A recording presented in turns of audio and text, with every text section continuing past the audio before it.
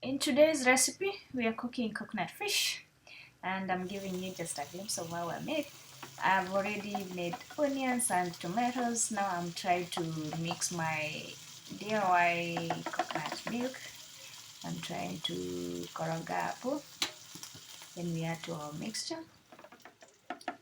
I'll upload another video on how to make this coconut cream on your own. So we take the cream, we add it to the tomatoes and onions, and then we get a good mix and we let it as you continue mixing it will thicken, so it will depend with how thicker you want it to be.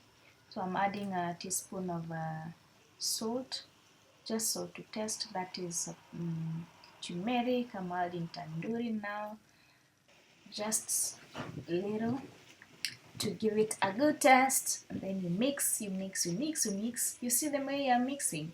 The more I mix, the thicker it is becoming. So at a point, you'll have to add some more water. So for now, I'm adding some little water for it to thicken kidogo. Is it to thicken? yeah, whatever, that one. So we let it cook for like 2 minutes. Then we add our already deep fried fish. Look how beautiful it looks. So we let it kunywa that stew for it to be. Now our samaki is ready. You turn the other side, and for like 2 seconds it's done. My fish is ready and looking yummy, looking sweet, looking awesome. Enjoy with ugali specifically.